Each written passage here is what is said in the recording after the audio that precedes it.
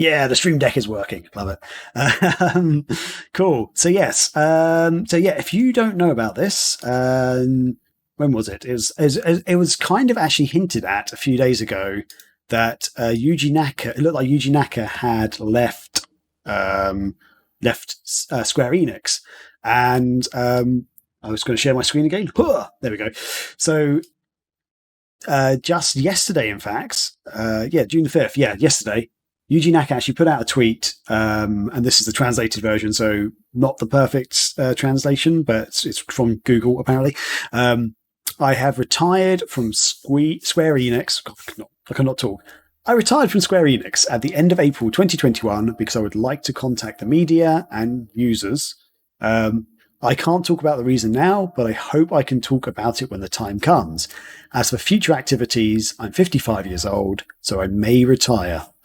It's kind of interesting. This was first broken by a website who was sort of just looking into his activities. I think it was on Facebook or something. They found some of an update basically that sort of showed that he was no longer working at Square, and so lots of websites started talking about it. And then a day or so later, finally he made this announcement. But it seems to have come off the back of the commercial failure of Balan Wonderworld, which, if you don't know, was Yuji Naka's next big platform game that looked very much aesthetically looked a lot like Knights. So a lot of Sega fans were getting very excited. It wasn't published. Sega had nothing to do. It wasn't published by Sega. It was all published by Square.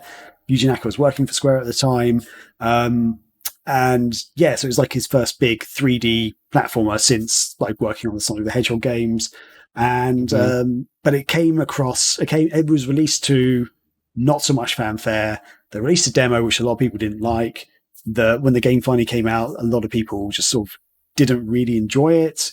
It wasn't very well received, and it looks like it hasn't done very well commercially. Square Enix apparently actually refused to release the details of the sales figures, which is never a good sign, really. Normally, if a game's doing well, the games company's like, "Yep, we've sold 50 million, in the first day." So if they're not celebrating about it, it normally means that they haven't done so well. We actually broke the news. We didn't break the news, but we published an article about it a couple of days ago before Yuji Naka actually made his announcement. What did you guys heard about this? What did you guys think about it? What are your thoughts and opinions, basically? I'll let Martin go first. I think, in terms of the news that he left Square Enix, I think there were stories already where they were basically saying this was his one chance from Square Enix to Yuji Naka. If it does well, then they'll allow him to make more games. But clearly, this did not work out as well as he wanted. He changed his status. I think it said he left in April, and then everyone started reporting on it recently, and I guess he was kind of forced to explain what happened because there were so many media outlets that basically were reporting and commenting on it. That's why he commented on it in the past couple of days. But it sucks. Everyone who follows Sega knows Yuji Naka was one of the main developers of Sonic the Hedgehog. And he also helped develop Nights into Dreams, which is kind of what Balan Wonderworld art style and is kind of inspired by that, I would say.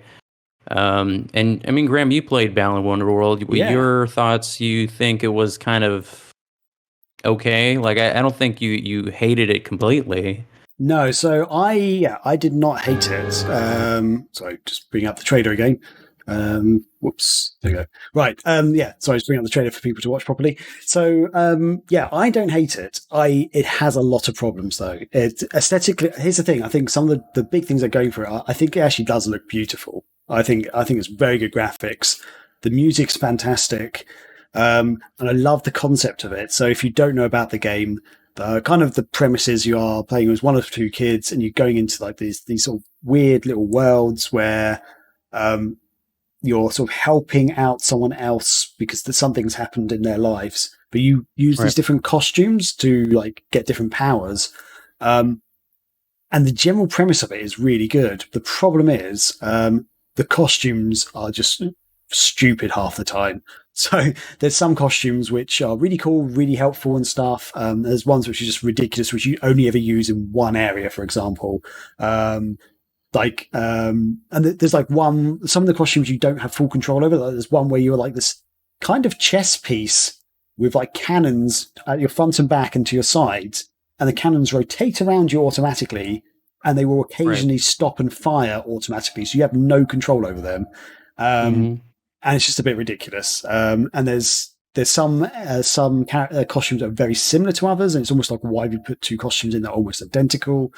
And it also felt like they gave you costumes, and like you can easily like solve this specific level or section in the level with another costume, where like some of these costumes weren't necessary in the first place. Like it's a cool thing to have, but like it doesn't really do much in terms of completion. Exactly. Yeah. So it's a bit frustrating. However, that said, the more I play it, the more I enjoy it, because the whole thing is the more you progress, you get other new costumes which are better or more powerful or do different things. And you can go back to your earlier worlds and you find whole new areas to explore, which I love. I love that idea. I love going back to old levels with new powers and stuff. But the problem is there's so many costumes in between that are just so frustrating. So many bits are just really frustrating. There's also this weird glitch in the way the game plays. So like sometimes you'll be running along and the game will just randomly freeze for like just a split second, but it throws you off your game, because like you might be twisting the camera and suddenly the camera freezes, and then like suddenly the game just moves around. And it's like, and I'm like playing on the Xbox version, which, that should not be happening in like the modern world or like, Xbox Ones and stuff. Right. It's just, so there are little annoying elements to it. So yeah, I completely understand why a lot of people don't like the game or find it very mediocre. I've actually spoken to some people who love it. So there's a Twitch streamer, I've actually forgotten her name. She streams Ban on Wonderworld quite a lot, and she makes it look really fun. She's enjoying the game. She's having a lot of fun, and she was the one who kind of spurred me on to keep wanting to play it a bit more. I have stopped playing it briefly while I'm doing my Panzer Dragoon Saga stream, but I intend to pick it back up again just to see what it's like at the end, because I don't think it's terrible, but I understand why a lot of people not enjoying it so much. Like, have you played it much at all, or? No, I have not. But I mean, I've seen other people play it, and I think, if you restart, I think people will be more interested now, because now it feels like a post-mortem. Yeah. After Yuji Naka left Square Enix, like, well, why did he leave? Let's play this game and find out. And it's almost. Oh, sorry. What are you going to say? Actually, what are you going to say? Well, no, I was going to say, like in terms of the gameplay and this kind of similar pattern that you see with other developers that are held at high esteem, like Yuji Naka, and they have this mythology behind them, as if their genius and whatever is unparalleled and unmatched. I feel like Keiji Inafune's kind of like in that same realm too. And I'll even put Yu Suzuki there with Shenmue 3. I think when it comes to these new games that they created recently, I think that it just comes to show you that, it's not necessarily one individual that makes the game. It's also the teams of developers and people who are bouncing off the ideas off them that kind of mesh together and create this wonderful game that they've made in the past. And I feel like a lot of people made this assumption where a lot of like this content and what have you is the result of one person, but based on these games and these developers that we talked about, that's obviously not the case necessarily. So it's unfortunate with Yuji Naka and Square Enix, because I think it was a cool opportunity for him and a way for him to flex his creative muscles under a different developer and publisher than he did at Sega. And I don't know, it sucks that this is how it turned out, but I don't know. I mean, if the game's not great, like what are you supposed to do? I'm sure there will always be a market for some people for like games like that, of course, but obviously as businesses, that's not exactly what they're looking for, like a specific niche market. They're looking for a bigger success. So yeah, it's I don't know. I feel like Balan Wonderworld has also got this weird thing that, like, so one thing about Yuji Naka is he likes games that are very simple to pick up and play, but harder to master. So like the Sonic the Hedgehog games, like Knights and stuff, where it's very simple control. Like Sonic the Hedgehog, all your buttons are basically jump, except for the direction thing, which is kind of the same as Balan. So in Balan Wonderworld, you've got your stick to move around, and then basically all the other buttons, like the trigger buttons, the bumper buttons, and your face buttons, they all do the same thing. They either jump or they do the action that the costume's designed to do. So it makes it very easy to pick up and play. You haven't got like 20 different combinations of buttons to press. You just got like a stick and a button, which is a great idea. But because of the complexity of some of the levels and the costumes and stuff, I actually think it makes it a lot harder for some younger gamers and stuff to actually pick up and play. What was I going to say? And the fact that some of the costumes just don't make sense. It just ruins the fun that you could have from the game, really. And also he made it harder, or the team made it harder, in that once you pick up a costume, you don't have access to the costume forever. If you get hit, you lose that costume. And you can go back to like this little dressing room area where you can pick up a costume again. But if you haven't picked up any more of that costume, you can't access it. And not every level has those costumes in. So as I found on one level, I lost one of my costumes. I was like, oh damn it! I need that costume to get to this bit of the level. I went back to my changing room. I was like, oh, I don't have any of those costumes left. So I had to go back to the level where it was, find where the costume was, you have to also get a key before you can unlock the costume. So there's normally a key near the costume. Thankfully, it's always near the costume. And you can pick up multiple keys. You can pick up multiple costumes, and you can wait. Once you pick up the little costume icon, you then have to wait for the key to reappear. Then you have to wait for the costume to reappear. So it's kind of like a grinding effort where you feel like you're making no bloody progress at all, just to make sure you've got enough of this bloody costume in your arsenal, basically.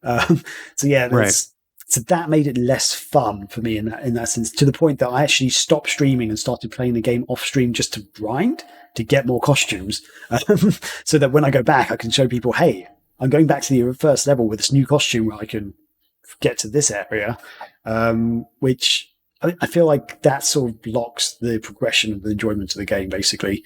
And also, annoyingly, I think this pissed off a lot of fans. In the game, there's a segment where you find like these hidden Balan hat things, these golden hats, which when you access, Balan pops out and goes, "Hey!" And he goes into this cool cutscene where he's like flying through the air like Knights. And you think, "Oh my god, I'm going to get to play as Balan. This is amazing. It's going to be like Knights. It's going to be flying through the air." Nope. You're basically watching a QTE scene, and you have to press a button. Balan does these poses, and you have to see a shadow go across his body, and you've got to match up the shadow, and then you press a button. And then if you do it well, he then kicks like an object that's in his way, and then he fights like a bad guy and stuff. And it's just like, I hate those bits. I just don't like. They're not fun. There's nothing fun about them. It's just like, oh man, like I just wish I could have just picked up the golden hat and walked off. That would have been way better, sort of thing. I don't know. But the other fun thing is they've got the Chow garden type thing with the little, I forgot what they're called, the little bird things. They're not chows, but it's basically a Chow garden. Bird chow. If you know what I'm talking about, in Balan. What are they called? My brain's gone. But there's little bird things, and like the better you do in the game, more of these things keep appearing, and they make this tower thing, and you feed them gems. So you collect gems, different colored gems throughout the game, which the only purpose is to feed them to these little bird things, which is really weird, but it's fun. But yeah, and Iron Chef in the chat says his ego got the best of him again. I mean, with the again bit, I'm not sure what other game you might be referring to that happened, but I guess maybe that could be the case. I don't know Yuji Naka personally, so I can't say for certain if his ego got in the way. I don't know if he's egotistical, but yeah. He also worked on Rodea the Sky Soldier. Oh yes, I believe, which was also okay, which also wasn't that great either. Yeah. So if you don't know about Rodea, again, that was another game that almost had the inspiration from Knights about a character who could fly through the air. And apparently, the original Wii version, which the game was going to be made for, was really, really good. And they released it on the Wii U in the end and the 3DS. And the original Wii U pre-order version came with the Wii version, so you could get the disc and play it on the original Wii. And apparently that was really good. Everyone loved it. But the actual Wii U version just wasn't good. I've not played the Wii U version. I've got the 3DS version because Scotty semi-tricked me on a show one day. He said, oh yeah, the 3DS version is really good. And then I basically bought it there and then. I was like, oh, I'll get it. And then he's like, oh, wait, no, maybe it's not. Maybe it's not the good version. Then he Googled it. It's like the Wii version. Oh, I've just bought it. I'll give it a try. I played the 3DS version for half an hour, 45 minutes, and it was not good. Like, it's to the point that it looks really good. The idea is good. The controls are just abysmal. That it's like, you can't, it's not enjoyable, which is really sad. So yeah, okay, yeah, there you go. Iron Chef, actually, yes, there's another example of where it went wrong. So yeah, thank you. Man. So yeah, it's almost, in a way, it's unsurprising that maybe he's left Square Enix, but I wish he'd be given another chance because I feel like Ban and Wonderworld actually does have potential. And maybe some. Do you think he should retire? I don't think I don't want him to retire. At least not yet. I feel like he's not that old. I mean, he said he's 55 and he's turning 56. And you have people like Shigeru Miyamoto, who's still kind of like a supervisor type role, and he's like pushing 67 or 68 or something like that. It's like, dude, you're not an athlete. You'll be fine. Don't worry. Like, if you're an athlete at 55, like, yeah, maybe it's time to retire. Your body's probably wearing down, but yeah. Like, and Eiji Onoma's like 58 for Legend of Zelda, and it's you're still quite young. You still got some gas in the tank. Yeah, if you've completely run out of creative ideas, maybe you should. Maybe it's a good time to retire. But I feel like Do you think his creativity is kind of stilted though? Because I feel like Nights into Dreams, Rodeo the Sky Soldier, and then Battle Winter will all revolve around some flying person collecting these things. I don't know. I feel like the concept seems similar to me. Yeah, I feel like what he needs is a studio that can back him to create these really imaginative things, but also give him that guidance to go, this won't work. Because I feel like that's what's happened with Rodeo and Balan. Too many yes men. I think that could be the case. If all the ideas and concepts that have gone into these games are completely his and like a couple of people around him, then there needs to be someone there to go, is this fun? Is this a good idea? Will this work? Because clearly, like with Rodeo the Sky Soldier, evidently from what I've heard of the 3D of the Wii U version and what I've played of the 3DS version, the game is just not fun to play. The controls are just so bad. It's just not enjoyable. Someone could have easily just gone, have we quality tested this? Because this is not a good game. Like, and that was widely the main criticism of the games was, this is not a good game to play. And with Balan, it seems a lot of the criticisms are identical as well.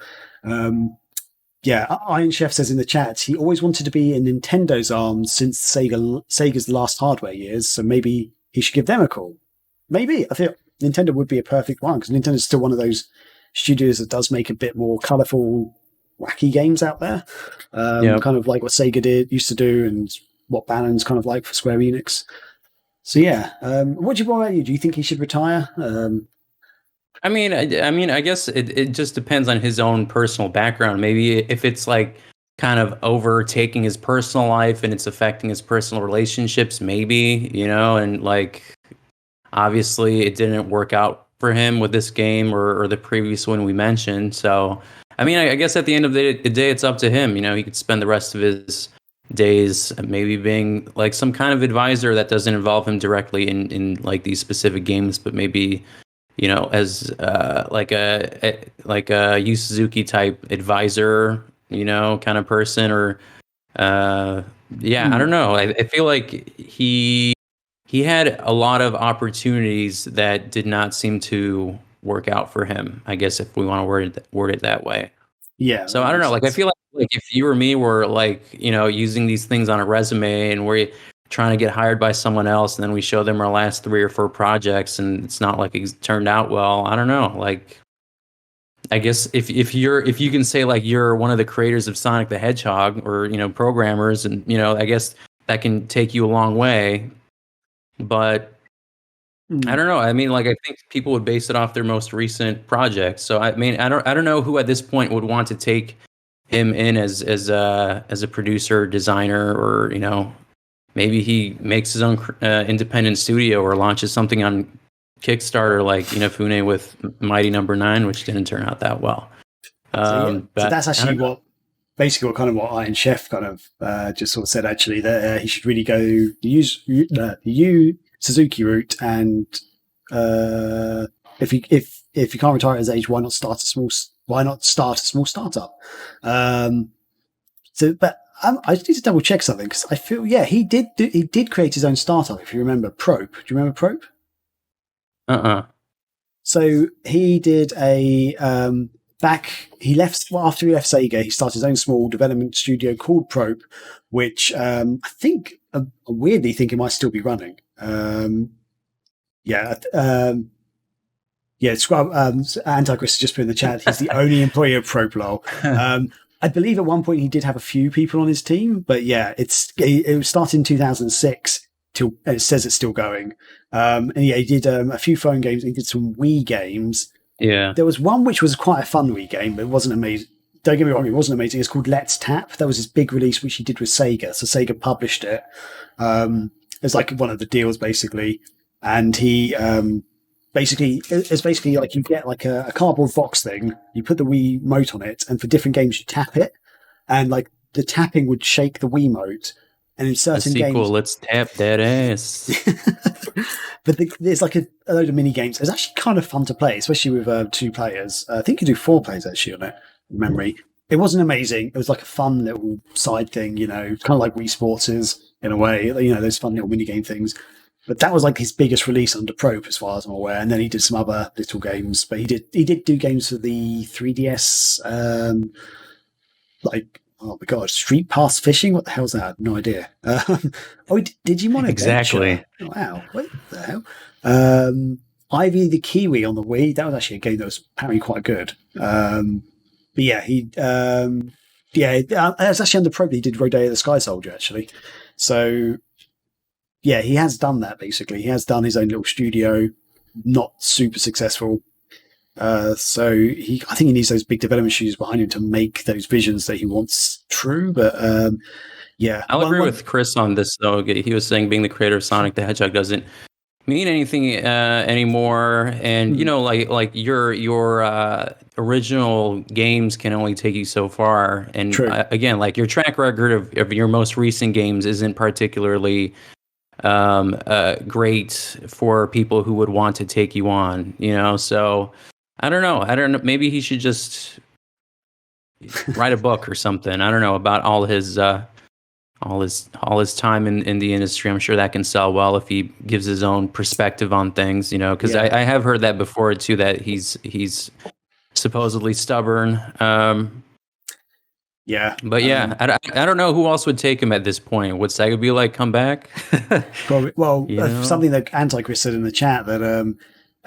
He didn't have a sharp record during his last years as an executive producer at Sega either, and he seems very difficult to work for or with. So I mean, I don't really know this about him, but maybe if that's true, maybe if there's reports of that happening, I guess some people they make a big successful franchise like Sonic, and maybe they think that they deserve one-hit wonder.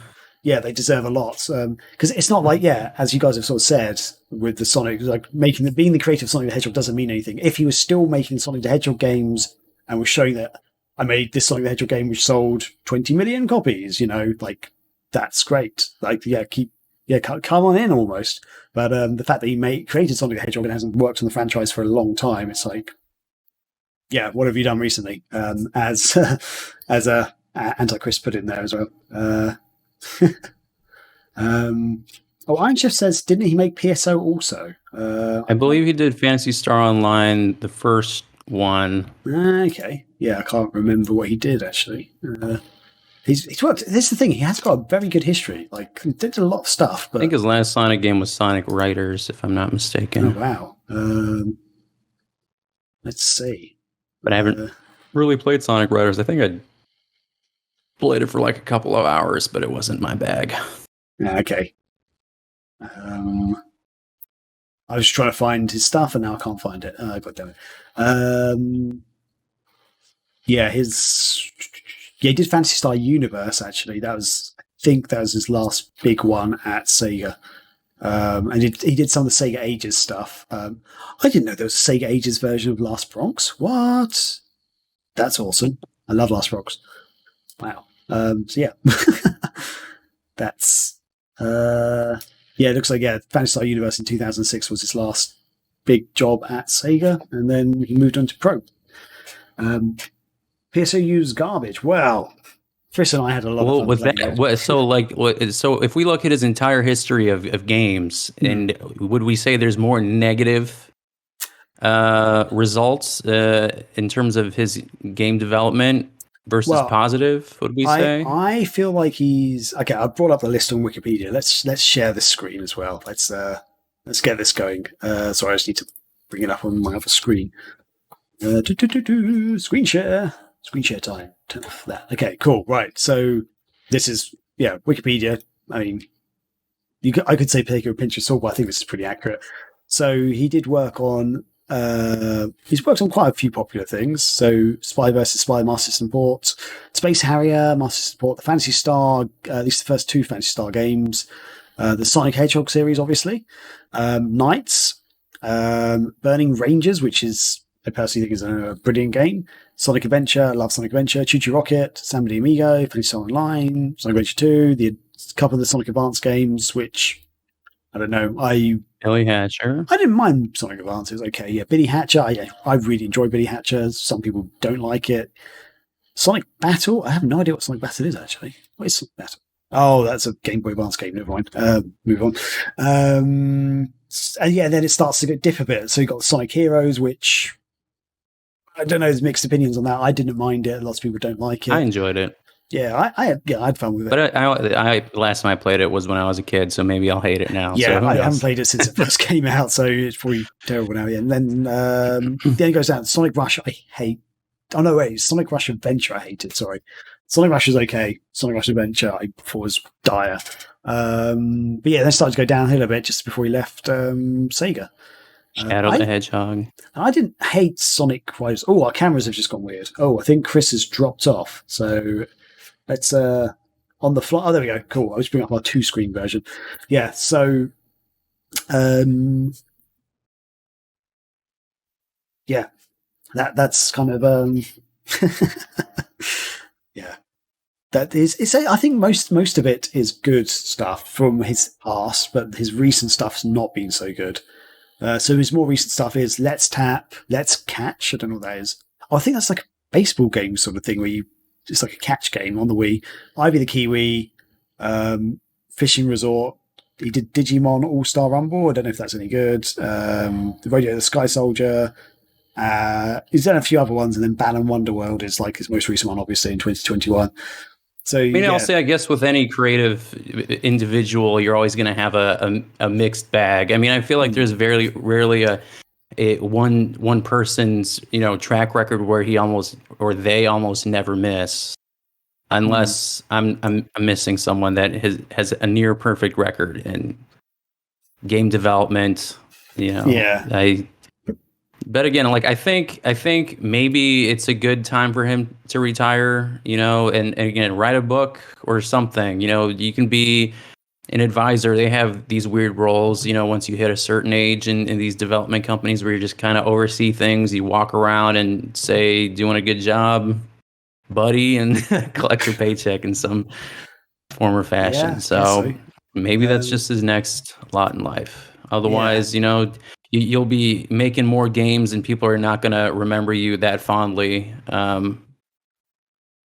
if you keep releasing games like this. So yeah, it sounds, I don't know. Because it does seem about 15 years since he last really had success with some of his games. Yes, 15 years of basically not really hitting out of the park like he used to at Sega. So yeah. Oh, and Anti-Chris says Sonic Heroes has not aged well. So I need to. I believe it. Iron Chef says Yu Suzuki almost has a record of all good games. I mean, that could be an exception to the rule. I'm trying to think.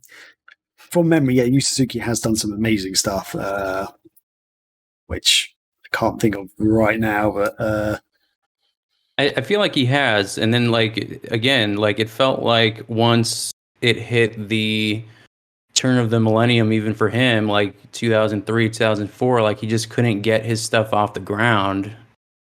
Really, and then you had Shenmue 3, which I did enjoy, but again, like I feel like it was a game that required external opinions and needed some tweaking. It's so actually well since the return of the millennium or whatever, hasn't done as many games as Naka has, but he's done some cracking ones. Like he worked on Virtua Fighter 4, Virtua Cop 3, Outrun 2, which is one of my favourite races of all time. That's an amazing game. I've never heard of Sega Race TV. Do you know what that is? Sega Race TV. Never heard of that. Also, Shenmue City. What the hell's that? That was like a mobile game in Japan. Didn't last very long. Okay. Iron Chef says Sega Race TV is fun. I might have to check that out at some point. Virtua Fighter Cool Champ on the iPhone. I do not remember that being a thing. Is that just in Japan as well? But again, like right after 2003 and an Outrun 2 is basically like few and far between. Yeah. Like you have 4 or 5 games. True, yeah. But I mean, most of them look like mobile games, and I'd rather think about mobile games. I think most mobile games are just bullshit anyway. Even the popular ones, I'm like, this is not fun. But yeah. So he's mostly works on arcade stuff still, which is quite interesting. It's interesting to see arcade developer going to console, then back to arcade again. But then, back to Shenmue 3 for PlayStation 4 and Windows. And that was his last thing in 2019. Now he's back where he started. Maybe I'll make Shenmue 4 if someone lets me. Yeah. Sega Race TV. I do not know what this is. Wow. I'm going to have to look this up properly later. But there we go. Someone should find the Virtua Fighter 3 Saturn Alpha build. That would be cool. I remember that being mentioned in Saturn magazine back in the day and thinking, this looks awesome. And then it got moved to the Dreamcast and I was like, awesome. And then I played it and I was like, I'm not enjoying this as much as I thought I would. I think at that time they had Soul Calibur and Dead or Alive 2 on the Dreamcast before Virtua Fighter 3. And I played Virtua Fighter 3 and I was like, this is not as good as those two games. And I was so just disappointed because I love Virtua Fighter. Anyway, yeah, I mean, is there anything else you want to say about Naka leaving and possibly retiring? I feel like we covered a lot there. Yeah, I feel like we got enough out of it. But yeah, I mean, I wish him the best. I don't really wish ill will towards anybody unless you harmed me in some way. But I'm a generally pretty chill dude. But yeah, I mean, I think for him it might be time. Like you might just need to. Wrap it up. Yeah. Maybe sometimes you have to know when to let go. Yeah. As I say, I feel like he might still have a bit of gold left in him. I feel like with the idea concepts behind Rodeo the Sky Soldier and also Ban and Wonderworld, there are moments of brilliance in those games and ideas that I think could work with the right studio behind him and like the right people just sort of almost guide his ideas and stuff. Like, I feel like there could be something there, but we'll have to see. We'll have to see where he goes. I hope it's not completely the end for him. I hope he's involved in some other way, but different opinions there. But we'll see what happens. Watch this space. He may announce in like in a few weeks that he's actually retiring from gaming altogether. Or he has one left in him, like Martin Scorsese, and he releases The Irishman or something. Very good. Probably not. The Ban and Wonderworld Snyder cut. That's what I want to see. His true vision, what he wanted. Yeah. See, that's the thing. If it turns out that lots of people at Square Enix actually steered him and made him do all these things, like, oh, this would be a great idea. Why don't you do this? And it turns out that's what ruined the game. Then I'd just love to know what happened. I'd love to know what his true vision was. If that was his true vision, okay, you need someone to dial it back. If that wasn't your true vision, if you had other ideas, if you wanted to go in a different way, then like what was development time an issue? Like were they forced to cut things out and stuff like that? It'd be interesting to hear stuff like that. So get him on the phone, Martin. What are you doing? Get that man on the phone. Call him up. Oh, if I only know where I put his phone number. God damn it. Hello folks, Graham from Megavisions here. What you just saw is a clip from the latest episode of the Megavisions show. Be sure to check out the full video here. And we do also have an audio version of the show available on our website, megavisionsmag.com. Be sure to like and subscribe and check out more of our videos. Cheers everyone.